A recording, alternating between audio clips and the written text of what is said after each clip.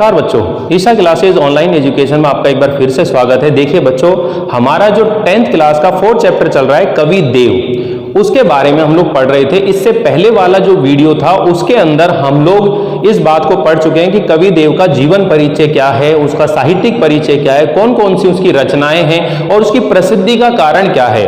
और ये जो चैप्टर है आप लोगों को 4th चैप्टर, इसके अंदर इस पाठ में कवि देव के द्वारा रचित 2 सवैये हैं और एक क्या है, कविता।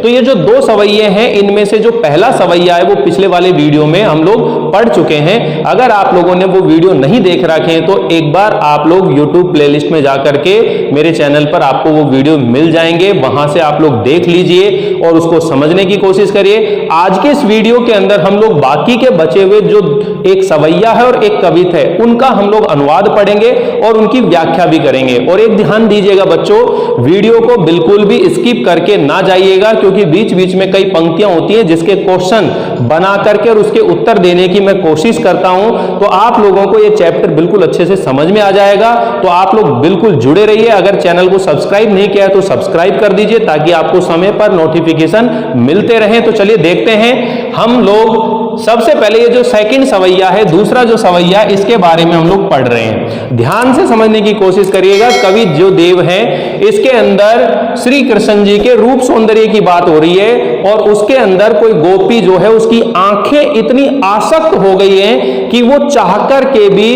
भगवान श्री कृष्ण जी के रूप सौंदर्य से अपनी आंखों को हटा नहीं पा रही है, उनकी सुंदरता से अपनी आंखों को हटा नहीं पा रही है। तो उनकी जो प्रेमा शक्ति है और उसकी जो विवस्था है, उस चीज का चित्रण यहां पर इस पद के अंदर किया गया है। और भी अच्छे से समझेंगे, ध्यान दीजिए कि देखिए, धार में धाए दसी निर्धार हवई जाय फंसी उक्सी न अभेरी। कितनी अच्छी लाइनें यहां पर लिख रखी हैं कि यहां पर जो कोई गोपी है या नायिका है, वो अपनी सखी से भगवान श्री कृष्ण जी के रूप सौंदर्य पर उनकी जो आंखें आसक्त हो गई है, अपनी विवस्था बता रही हैं कि क्या कह रही हैं। ध्यान दीजिएगा क्या कह रही है। पहले तो आप शब्दों का अर्थ समझे। धार का मतलब होता है धारा, धार का मतलब क्या हो रहा है, धारा। और धाए का मतलब होता है दौड़कर। धाए शब्द का अर्थ क्या होता है, दौड़कर। एक चीज ध्यान दीजिएगा बच्चों, जब भी आप लोग पढ़ते हो तो अपनी जो बुक है उसको साथ लेकर के पढ़िएगा। लाइनें जैसे जैसे चल रही हैं उनमें आप शब्द लिखते हुए चलिएगा। मैं बिल्कुल आराम से सहजता से आप लोगों को पढ़ाते हुए चलेंगे, कोई स्पीड नहीं है, बिल्कुल नॉर्मल तरीके से हम लोग पढ़ेंगे जैसे क्लास चल रही है। आप लोग ऐसे ही समझिएगा। पहला काम क्या होता है, टीचर आता है, आज को बताता है कि भाई आज हम लोग ये चैप्टर पढ़ने वाले हैं, आप अपनी अपनी बुक निकाल लीजिए। तो आप बुक खोल लीजिए। अब बुक खोलने के बाद मैं कह रहा हूं कि हम लोग 4th चैप्टर पढ़ रहे हैं कवि देव का, उसके अंदर हम लोगों ने पहला सवैया पढ़ लिया। अब सेकंड सवैये पे आ जाओ। अब सेकंड सवैये की आपको ये लाइन मिल गई होगी, धार में धाए दसी। अब इसमें धार जो शब्द है इसका लिख लो धारा। धार शब्द का अर्थ क्या होता है, धारा। ऐसे जो धाए शब्द है इसका मतलब होता है दौड़कर। और धसी मतलब धसी हुई है। निराधार मतलब बिना किसी आधार के, यानी कि बिना किसी सहायता के। जाए फंसी, जा फंसी है। उक्सी न अभेरी, और उक्सी का मतलब होता है निकलना। उक्सी शब्द का क्या होता है, निकलना। न अभेरी, और अब वहां से वो निकल नहीं रही है। वहां से वो क्या नहीं हो रही है, निकल नहीं रही है। क्या चीज नहीं निकल रही है, आंखों की बात चल रही है कि गोपी या कोई नायिका है, उसकी जो आंखें हैं ना बच्चों, वो किस में फंस गई है, भगवान श्री कृष्ण जी के रूप सौंदर्य रूपी धारा में इतनी गहरी फंस गई है कि कोशिश करने पर भी, प्रयास करने पर भी उसकी जो आंख है वो उनके रूप सौंदर्य से दूर नहीं हो पा रही है, अर्थात हट नहीं पा रही है। उनकी नजरें भगवान श्री कृष्ण जी की सुंदरता पर ऐसे अटक गई हैं कि वो चाहकर के भी अपनी आंखों को वहां से हटा नहीं पा रही है। समझ में आया ना। तो पहले आप लोग शब्दों का अर्थ लिख लीजिए कि धार में धाए धसी निर्धार हवई जाय फंसी उक्सी न अभेरी। इस लाइन का मैं अर्थ बता रहा हूं आप लोगों को। पहले आप लोगों ने शब्द लिख लिए होंगे कि प्रस्तुत पद में कवि देव बताते हैं कि कोई गोपी भगवान श्री कृष्ण जी के रूप सौंदर्य पर मोहित होकर के उनकी आंखें उसमें अटक गई, एक तरह से फंस गई हैं, और इस तरह से वो अपनी सखी से अपनी विवस्था को प्रकट कर रही है। क्या कह रही है कि हे सखी, क्या कह रही है, री सखी, मेरी ये जो आंखें हैं भगवान श्री कृष्ण जी के रूप सौंदर्य रूपी धारा में, धारा है ना, धारा में धाए मतलब दौड़ करके और फंस गई हैं, धसी मतलब फंस गई हैं। निराधार हवे, अब निराधार हवे मतलब है कि अब वहां से वो हटने का प्रयास नहीं कर रही है, हटने की कोशिश नहीं कर रही है, कोई मेरी सहायक नहीं बन रही है, जाए फंसी और उसमें जाकर के फंस गई हैं। उक्सी ने अभेरी, और चाहकर के भी कोशिश करने पर भी वे उनके रूप सौंदर्य से दूर नहीं हट पा रही हैं। समझ में है ना? तो आप लोग इसको जब लिखेंगे तो ऐसे लिखेंगे कि इस कवित्व में, इस सवैये में कवि देव ने कहा है कि कोई गोपी भगवान श्री कृष्ण जी के रूप सौंदर्य पर आसक्त होकर, मोहित होकर के, ठीक है ना, वो बिल्कुल उनकी आंखें फंस गई हैं। अपनी विवशता को यहां पर बताते हुए कहती हैं कि हे सखी, मेरी जो आंखें हैं भगवान श्री कृष्ण जी के रूप सौंदर्य में दौड़ करके और वो उनके रूप सौंदर्य में फंस गई हैं, और मैं अपनी आंखों को उनके रूप सौंदर्य से दूर हटाने की कोशिश कर रही हूं, किंतु फिर भी वह उनसे दूर नहीं हो पा रही है। आगे क्या करें? री अंगराय गिरी गहरी,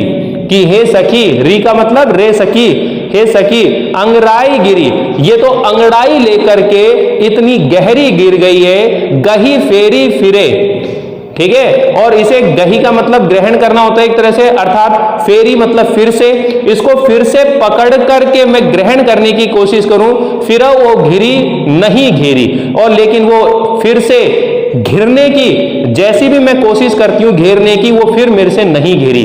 अर्थात कहने का मतलब क्या आ रहा है बच्चों, कि गोपी या कोई नायिका अपनी सखी से अपनी विवशता को व्यक्त कर रही है कि मेरी आंखें जो हैं भगवान श्री कृष्ण जी के रूप सौंदर्य में दौड़ करके, उनके रूप सौंदर्य रूपी धारा में दौड़ करके गिर गई है, फंस गई है। निराधार हवे, अब वो निराधार हो गई है, अर्थात वहां से हटने की वो कोशिश नहीं कर रही है, जाए फंसी फंस गई है। उक्सी ने अभेरी, और कोशिश करने पर भी वह वहां से अब तक निकल नहीं पा रही है। और वह तो जैसे जैसे निकालने की कोशिश कर रहे हैं ना, तो वो तो अंगड़ाई लेकर के, मेरी जो आंखें हैं वो तो अंगड़ाई लेकर के और भी जाकर गहरी गिर गई, और मैं जैसे जैसे उसे पकड़कर बाहर निकालने की कोशिश करती हूं, अर्थात उनके रूप सौंदर्य से हटाने की कोशिश करती हूं, वो घिरती नहीं है, घिरी नहीं घेरी, घेरने पर भी वो घिरती नहीं है, बल्कि वापस उन्हीं के रूप सौंदर्य में जाकर आसक्त हो जाती है, घिर जाती है। करने का मतलब है कि गोपी जो है, जो नायिका है, वो भगवान श्री कृष्ण जी उसके प्रियतम है, एक तरह से उनके प्रेमी हैं, और वह उनके प्रेम में इतनी आसक्त हो गई हैं, उनकी सुंदरता में, उनके रूप सौंदर्य में इतनी मग्न हो गई है, उनकी आंखें बार बार बस उसे ही देख रही है, कहते हैं ना तुई तुई दिखे।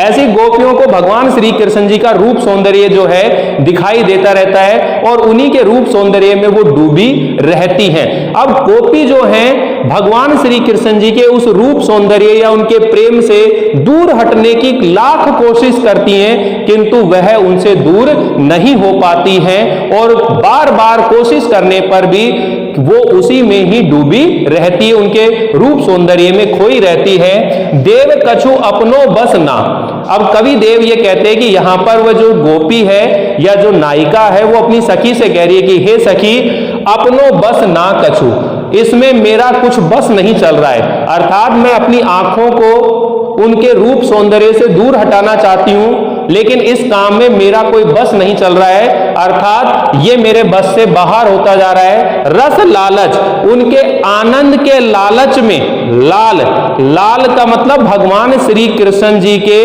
रूप दर्शनों के लालच में, रूप दर्शनों के लालच में मैं चित्त भई चेरी, ये जो मेरा मन है, मेरी जो दृष्टि है, ये क्या हो गई, उनकी दासी हो गई है। चेरी का मतलब क्या होता है बच्चों?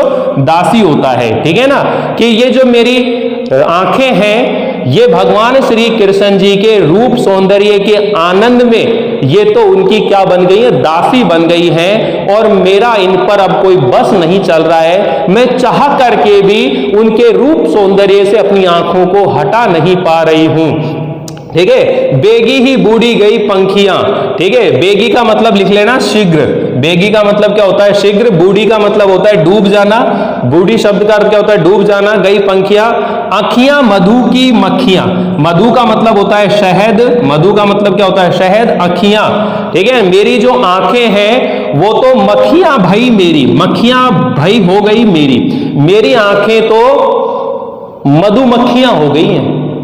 देखो क्या लाइन लिखती है कि मेरी आंखें जो हैं वो मधुमक्खियां हो गई हैं। कैसे हो गई हैं? कि जिस तरह मधुमक्खी शहद में डूबी रहती है और मधुमक्खी में उसके पंख जब डूब जाते हैं, मधुमक्खी के पंख शहद में डूब जाते हैं तो मधुमक्खी लाख कोशिश करती है उस शहद से बाहर निकलकर उड़ने की, लेकिन शहद में डूबी हुई होने की वजह से उसके पंख जो है उड़ नहीं पाती वो अपने पंखों से। उसी तरह गोपियां क्या कह रही हैं कि मेरी जो आंखें हैं भगवान श्री कृष्ण जी के रूप सौंदर्य में, उनके रस में, शहद में डूब चुकी हैं, उनके आनंद में। मेरी आंखें तो मधुमक्खियां हो गई हैं कि जिस तरह मधुमक्खियां जो हैं शहद में डूब जाने के बाद वो लाख कोशिश करें उड़ने की लेकिन उड़ नहीं पाती हैं, उसी तरह हमारी जो आंखें हैं, मेरी जो आंखें हैं भगवान श्री कृष्ण जी के रूप सौंदर्य में इतनी ज्यादा डूब गई हैं कि मैं कोशिश कर रही हूं लेकिन कोशिश करने पर भी मेरी आंखें उनके रूप सौंदर्य से दूर नहीं हो पा रही। मतलब कहने का मतलब क्या है बच्चों, यहां पर भगवान श्री कृष्ण जी के प्रति गोपी या जो नायिका है उनका जो प्रेम है, उनकी जो प्रेमा शक्ति है उसका यहां पर वर्णन किया गया है। साथ ही गोपी ने अपनी आंखों की विवस्था का वर्णन किया है। समझ में आया ना? तो आप जब इसका प्रसंग लिखेंगे, जब अपन व्याख्या करेंगे बच्चों, तो आप लोगों ने क्या करना है कि प्रस्तुत सवैया हमारी पाठ्य पुस्तक क्षितिज के पाठ देव से उद्धृत है, इसके रचयिता कवि देव हैं। इस सवैया में कवि देव ने बताया है कि कोई गोपी या कोई नायिका भगवान श्री कृष्ण जी के रूप सौंदर्य पर आसक्त होकर या मोहित होकर अपनी जो विवस्था है वो अपनी सखी को बता रही है, अपनी विवस्था को अपनी सखी को बता रही है। समझ में आई नहीं आई? अब इसके अंदर दो चीजों की बात ध्यान से समझने की कोशिश करें। एक तो भगवान श्री कृष्ण जी के प्रेमा शक्ति यानी कि भगवान श्री कृष्ण जी के प्रति जो प्रेम है उस प्रेम का वर्णन किया गया है। साथ ही गोपी ने अपनी आंखों की विवस्था का वर्णन किया है। तो यहां पर जब क्वेश्चनों की बात करेंगे, अब ध्यान से समझने की कोशिश करो बच्चों। यहां पर ये पंखी ये दे रहे हैं कि बेगी बूढ़ी गई पंखियां अखियां मधु की मक्खियां भई मेरी, या तो ये लाइन आएगी आपके क्वेश्चन के रूप में, ध्यान समझ लें, आंखियां मधु की मक्खियां भई मेरी। इस पंक्ति का भाव स्पष्ट कीजिए। आपसे क्वेश्चन पूछा जाएगा, आंखियां मधु की मक्खियां भई मेरी, इस पंक्ति का भाव स्पष्ट कीजिए। अब ध्यान दीजिएगा बच्चों कि एक तो क्या होता है शाब्दिक अनुवाद करते हैं हम लोग, क्या करते हैं शाब्दिक अनुवाद करते हैं, और एक क्या चीज होती है भावार्थ होता है, एक क्या चीज होती है भावार्थ होता है। तो ये इससे पूछ रहा है कि भाई आंखियां मधु की मक्खियां भई मेरी, इस पंक्ति का भाव क्या है? तो आपने बताना है कि इस पंक्ति का भाव यह है कि गोपी या कोई जो सखी है, नायिका है, वो अपनी सखी से अपनी आंखों की विवस्था को व्यक्त करते हुए कहती है कि मेरी आंखें जो हैं मधुमक्खियां बन गई हैं। अर्थात जिस तरह मधुमक्खियां शहद में डूब जाने पर वह लाख कोशिश उड़ने की करती हैं लेकिन वह उड़ नहीं पाती हैं, उसी तरह भगवान श्री कृष्ण जी के रूप सौंदर्य में गोपी या जो नायिका की आंखें हैं वो इतनी डूब गई हैं कि वो चाह करके भी उनके रूप सौंदर्य से अपनी आंखों को हटा नहीं पाती है। समझ में आया ना? तो यहां पर इस पंक्ति का इस तरह से आप भाव लिखेंगे। तो कुल मिलाकर अगर सामान्य तौर से इसका अनुवाद करने की कोशिश करें तो आप बता सकते हो कि यहां पर कोई गोपी है वो अपनी सखी से अपनी आंखों की व्यवस्था व्यक्त करते हुए कहती है कि रे सखी, मेरी जो आंखें हैं, मेरी जो आंखें हैं भगवान श्री कृष्ण जी के रूप सौंदर्य रूपी धारा में, रूप सौंदर्य धारा में दौड़ करके गिर गई है। अब वहां पर कोई सहारा देने वाला नहीं है, अर्थात उनके रूप सौंदर्य में, उनके प्रेम में दौड़ करके पड़ गई है, लेकिन अब मुझे वहां कोई सहारा देने वाला नहीं है। अर्थात मुझे उस प्रेम, जैसे भगवान श्री कृष्ण जी से प्रेम कर रही है, अब भगवान श्री कृष्ण जी जो है वो तो ब्रज को छोड़कर कहां चले गए? मथुरा चले गए। अब गोपियां उनके आने का इंतजार कर रही, उनके प्रेम में डूबी हुई है। तो कब भगवान श्री कृष्ण जी आएंगे, कब हमारे प्रियतम आएंगे, इस इंतजार में लगी हुई है। लेकिन वही स्थिति आ रही है कि हमारी जो आंखें हैं वो भगवान श्री कृष्ण जी के रूप सौंदर्य, उनके प्रेम में दौड़ करके गिर गई हैं। अब वहां कोई सहायता करने वाला नहीं है, जाए फंसी और वो जाकर उसमें फंस गई है, उकसी न अभेरी। अब मैं उसमें से निकालने की जब कोशिश कर रही हूं तो भी वहां से निकल नहीं पा रही है। री अंगड़ाई गिरी गहरी की, हे सखी ये मेरी आंखें जो हैं ये तो अंगड़ाई लेकर और भी ज्यादा गहरी जाकर के गिर गई है। मैं गही फेरी फिरी, मैं फिर से इनको वापस बाहर निकालने की कोशिश करती हूं, पकड़ने की कोशिश करती हूं। जैसे जैसे मैं घेरने की कोशिश करती हूं ये घिरती नहीं है, बल्कि वापस से उन्हीं के प्रेम में डूब जाती हैं। ठीक है, देव कछु अपनो बस ना, कि कवि देव कहते हैं कि जो गोपी है वो अपनी सखी से कह रही है कि मेरी आंखें उनके प्रेम में इतनी डूब गई है कि अब उनके ऊपर मेरा कोई बस नहीं चलता।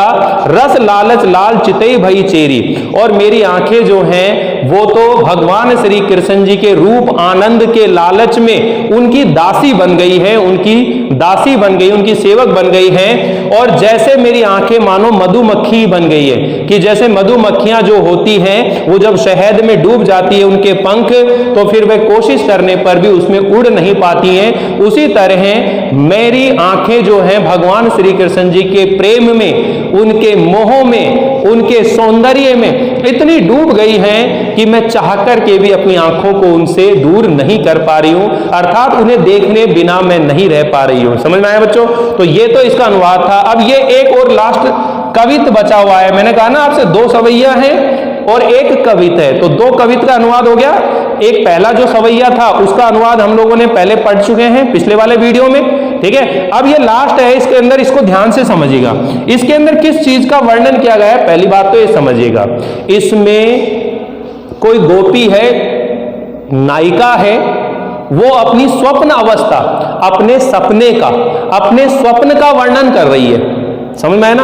अपने स्वप्न अवस्था का वर्णन कर रही है, साथ ही इसके अंदर वर्षा ऋतु का भी वर्णन हो रहा है। कौन सी ऋतु का वर्णन हो रहा है? वर्षा ऋतु का चित्रण हो रहा है। अब देखिए सामान्य तौर पे छोड़ो इसमें क्या लिख रहा है क्या नहीं लिख रहा है, मैं आपको दूसरे तरीके से समझाता हूं। भाई जब भी वर्षा ऋतु आती है, वर्षा ऋतु का आगमन होता है, बारिश होती है, हल्की हल्की बूंदें गिर रही हैं। अब प्रकृति का जो वातावरण होता है बच्चों, वो कैसा हो जाता है? बहुत ही खुशनुमा हो जाता है, बहुत ही मनोरम और सुंदर वातावरण हो जाता है। ऐसी स्थिति में अपने प्रियतम से बिछड़ी हुई कोई स्त्री है या कोई पुरुष है, उसे अपने उस प्रिय की बहुत ज्यादा याद आती है। ठीक है ना? क्योंकि ऐसी स्थिति के अंदर उनके मन के जो आवेग हैं, वेग हैं, वो क्या हो जाते हैं? खिल जाते हैं और उस प्रियतम की याद आती है। तो यहां पर देखिए श्रृंगार रस होता है। कौन सा रस होता है? श्रृंगार रस होता है। उस श्रृंगार रस में 2 पक्ष होते हैं, एक संयोग पक्ष होता है और एक वियोग पक्ष होता है। संयोग पक्ष में क्या, किस चीज का क्या करा जाता है बच्चों? संयोग पक्ष के अंदर नायक और नायिका का मिलन होता है। ठीक है, और जब 2 प्रेमी आपस में मिलते हैं, 2 प्रियतम प्यार करने वाले जब आपस में मिलते हैं, तो वहां का जो माहौल होगा वो कैसा होगा? आनंद में होगा, वातावरण कैसा होगा? खुशनुमा होगा। लेकिन जब वो दोनों प्रेमी या जो आपस में प्रेम करने वाले होते हैं वो बिछड़ जाते हैं, तो उस समय क्या स्थिति होगी? तो वो कहलाता है वियोग पक्ष। जहां पर नायक और नायिका का मिलन होता है वो संयोग पक्ष होता है, और जहां पर नायक और नायिका का मिलन नहीं हो पा रहा और दोनों एक दूसरे को याद करके विरह में एक दूसरे को याद ही कर रहे हैं, बस मिल नहीं पा रहे हैं, सपने ही देख रहे हैं, सपने ही देख रहे हैं। क्या देख रहे हैं? यार बारिश हो गई है, हल्की हल्की बूंदें गिर रही हैं, काश मेरे प्रियतम मेरे पास होते तो आज हम घूमने जाते, खेलने जाते। समझ में नहीं? लेकिन जैसे ही पता लगे आप सपने देख रहे हो, सपनों के अंदर खोए हुए हो, बड़ा आनंद आ रहा है कि आपके पास भी आ गए, आपसे बातें भी कर रहे हैं, लेकिन जैसी आपकी आंखें खुली पता चला वो नहीं है, क्योंकि आप तो सपना देख रहे थे। ठीक है, तो वो वियोग पक्ष। तो यहां ये जो पद आ रहा है कवित, इसके अंदर श्रृंगार पक्ष के दोनों पक्षों को, श्रृंगार रस के दोनों पक्षों को, संयोग और वियोग दोनों को यहां पर चित्रित करने की कोशिश की है। और वर्षा ऋतु का भी वर्णन किया है कि वर्षा ऋतु का आगमन हो गया और झीनी झीनी, गहरी गहरी, यानी कि हल्की हल्की बारिश की पतली पतली बूंदें गिर रही हैं। और बारिश की बूंदों से जो प्रकृति है, जो वातावरण है, वो बहुत ही मनोरम और सुंदर हो गई है। समझ में आई बच्चों? तो इस तरह से यहां पर ध्यान से समझने की कोशिश कीजिएगा कि देखो, जहरी जहरी झीनी बूंद है परती मानो, कि झहरी झहरी मतलब छोटी छोटी, वर्षा की जो बूंदें हैं, झीनी, झीनी का मतलब होता है पतली, और झहरी झहरी का मतलब क्या होता है? छोटी छोटी वर्षा की बूंदें पड़ रही हैं, बहुत पतली पतली बूंदें पड़ रही हैं, परती मानो, पड़ रही है मानो। और गहरी गहरी घटा है गगन में, और हल्की हल्की बादलों की घटाएं आकाश में छाई हुई है। यानी कि आपसे ये दो जो पंक्ति आ रही है, इसके अंदर तो वर्षा ऋतु का वर्णन है। आपसे अलग से भी क्वेश्चन पूछा जा सकता है कि इन पंक्तियों के अंदर वर्षा ऋतु का जो वर्णन किया गया है उसे आप बताइए। तो आप लोग इसमें ध्यान रखेंगे कि यहां पर कवि देव ने वर्षा ऋतु के आगमन का वर्णन करते हुए बताया है कि वर्षा की छोटी छोटी पतली पतली बूंदें पड़ रही हैं, और उससे जो आकाश है, आसमान है, उसमें बादलों की हल्की हल्की काली घटाएं छाई हुई हैं, और वातावरण बहुत ही खुशनुमा और मनोरम वातावरण दिखाई दे रहा है। अब ऐसे सुंदर वातावरण के अंदर वो नायिका क्या देखती है? स्वप्न देखती है। उसको निद्रा में, नींद में स्वप्न आता है।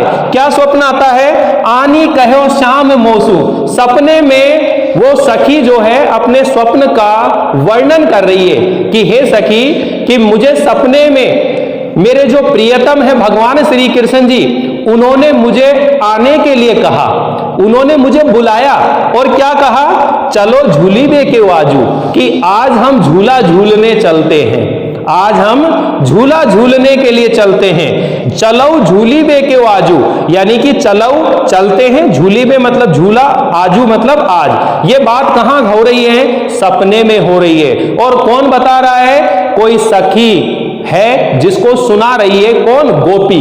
कोई गोपी या नायिका है, वो अपनी स्वप्न की बातें, अपने सपने की जो बातें हैं, वो अपनी सखी को बता रही है। क्या कह रही है? कि आनी कहो श्याम मोसू, कि भगवान श्री कृष्ण जी ने मुझे आने के लिए कहा, चलो झूली बे को आजू, और मुझे झूलने का क्या दिया? आमंत्रण दिया, निमंत्रण दिया, चलो आज झूलने के लिए चलते हैं। अब प्रियतम की ऐसी बातें सुनकर कि चलो लॉन्ग ड्राइव पर चलते हैं, समझ में आई नहीं आया? चलो लॉन्ग ड्राइव पर चलते हैं, तो क्या मतलब माहौल होगा? अरे मजा आ गया, चलो आज तो घूमने चल रहे हैं। तो ये प्रियतम मतलब कोई गोपी जो भगवान श्री कृष्ण जी के प्रेम में आसक्त है, और उनसे बिछड़े हुए काफी समय हो गया है, मिल नहीं पाई है। लेकिन अब क्या हो गई? वर्षा ऋतु आ गई है, और वर्षा ऋतु आने से हल्की हल्की बारिश की बूंदें गिर रही हैं, हल्की हल्की आसमान में घटाएं छाई हुई है, और वातावरण बिल्कुल मनोरम सुंदर हो रहा है। और ऐसे खुशनुमा माहौल में उस नायिका को निद्रा आ जाती है,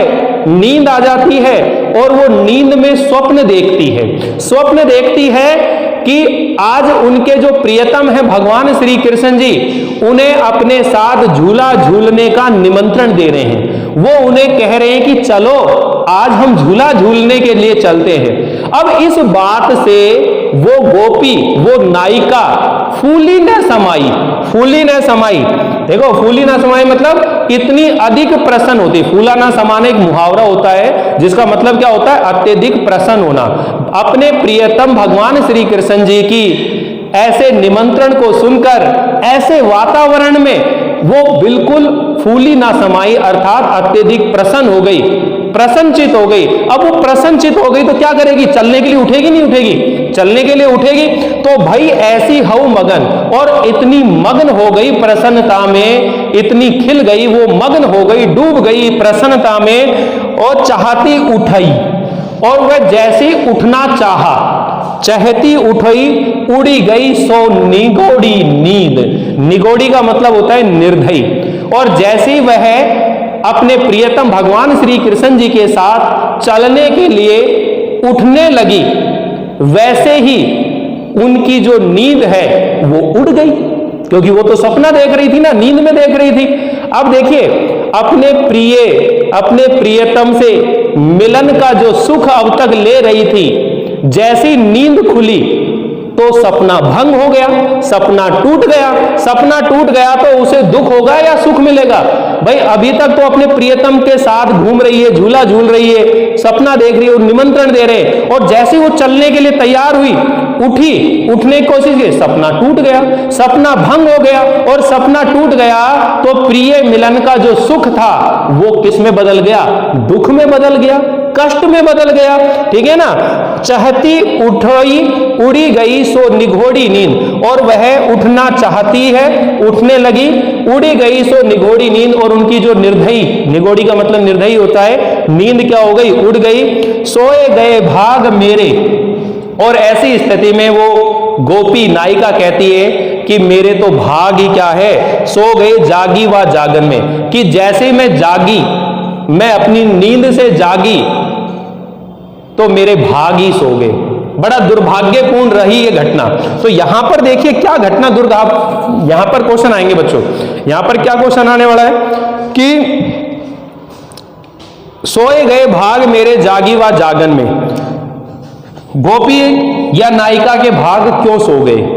तो आपने बताना है कि गोपी या नायिका स्वप्न में अपने प्रियतम भगवान श्री कृष्ण जी से मिलने का जो सुख और आनंद ले रही थी, उनके साथ झूला झूलने का आमंत्रण मिल रहा था, लेकिन जैसे ही वह उनके साथ चलने के लिए उद्यत हुई, तैयार हुई, तो उनकी नींद क्या हो गई? खुल गई, उनकी नींद टूट गई, जिसकी वजह से प्रिय मिलन का जो सुख था अब किस में बदल गया? कष्ट में बदल गया। जिसको कवि क्या कह रहा है कि वह गोपी कह रही है कि ये मेरा लिए बड़ा दुर्भाग्यपूर्ण रहा कि जैसे ही मैं जागी जगन में, यानी कि मैं जगने के लिए जागी, वैसे ही मेरी नींद खुल गई और मैं प्रिय मिलन का जो सुख स्वप्न देख रही थी वो अचानक से किस में बदल गया? कष्ट में बदल गया, दुख में बदल गया। ये मेरे लिए बड़ा ही दुर्भाग्यपूर्ण रहा। सोए गए भाग मेरे जागी व जागन में, उस जगने में मानो मेरे भाग ही सो गए हों। ठीक है ना? तो आगे देखो, आंखी खोली देखो तो, और जब मैंने अपनी आंखों को खोलकर देखा तो घन है ना घनश्याम, ना तो कहीं बादल दिखाई दिए और ना ही घनश्याम भगवान श्री कृष्ण जी दिखाई दिए। क्योंकि वो तो क्या देख रही है? स्वप्न देख रही है। आंखी खोली देखो तो घन है ना घनश्याम, आंखें खोलकर मैंने देखा तो ना तो मुझे कहीं बादल दिखाई दिए, घटाएं दिखाई दी, और ना ही भगवान श्री कृष्ण जी दिखाई दिए। बेई छाई बूंदे मेरी आंखें, और उस समय मेरी आंखों से वर्षा रूपी बूंदे, ठीक है, वर्षा रूपी बूंदे छाने लगी, आंसू हवे दरगन में, द्रगन मतलब नेत्र, और मेरे आंखों में, मेरे नेत्रों में आंसू आने लगे। समझ में आए ना? मतलब आप लोग इसे बहुत अच्छे से समझ सकते हो कि संयोग और वियोग पक्ष, दो चीजों का, दो दशाओं का, दोनों पक्षों का यहां पर कवि देव ने बहुत सुंदर ढंग से चित्रण किया है कि वे छाई बूंदे मेरी आंसू हवे द्रगन में, और वे ही बूंदे, वे वर्षा रूपी बूंदे मेरी आंखों में आंसू बनकर छाने लगी, आंसू हवे दरगन में, और मेरे नेत्रों में आंसू आने लगे। अब वही बात कि यहां पर गोपी की आंखों में आंसू क्यों आ गए? भाई क्यों आ गए? क्योंकि अब तक गोपी स्वप्न में अपने प्रियतम भगवान श्री कृष्ण जी से मिलन का सुख मिलन का सपना देख रही थी, लेकिन जब नींद खुली तो वो तो सपना था, भंग हो गया, और इसी कारण से उनका जो विरह वेदना थी, उनकी जो पीड़ा थी, उस कष्ट की वजह से उनकी आंखों से क्या आने लग जाते हैं? आंसू आने लग जाते हैं। तो बच्चों यहां पर ये जो चैप्टर है आप लोगों को समझ में आ गया होगा, उम्मीद है पूरे अच्छे से ढंग से समझ में आ गया होगा। अब आप लोगों का काम क्या है कि व्याख्याएं करना। व्याख्याओं को करने का पैटर्न मैं आप लोगों को बता चुका हूं कि सबसे पहले आप प्रसंग लिखेंगे, फिर व्याख्या करेंगे और फिर विशेष टिप्पणी लिखेंगे। 3 बिंदुओं के आधार पर व्याख्या करिए। व्याख्या करने की प्रैक्टिस करिएगा, रफ कॉपी में आप लोग व्याख्या की प्रैक्टिस करिएगा। 6 नंबर की व्याख्या आएगी, 6 गद्य की और 6 पद की, यानी कि टोटल 12 नंबर फिक्स हैं कि 6-6 नंबर की व्याख्याएं आती हैं। तो आप लोग प्रैक्टिस कर लीजिए व्याख्या की, ठीक है। और परिचय याद कर लीजिए, कवियों का जो परिचय मैं याद करवा रहा हूं उनको करिए, बार बार वीडियो को सुना करो, आप देखा करो, ताकि आपको चीजें याद हो जाए। जब भी समय मिले देखा करो, सुना करो, ठीक है। अब अगली बार हम लोग नए चैप्टर को लेकर आ रहे हैं, ठीक है। तब तक के लिए थैंक यू, बाय बाय। और अगर चैनल को सब्सक्राइब नहीं किया तो सब्सक्राइब जरूर कर दीजिए। Thank you.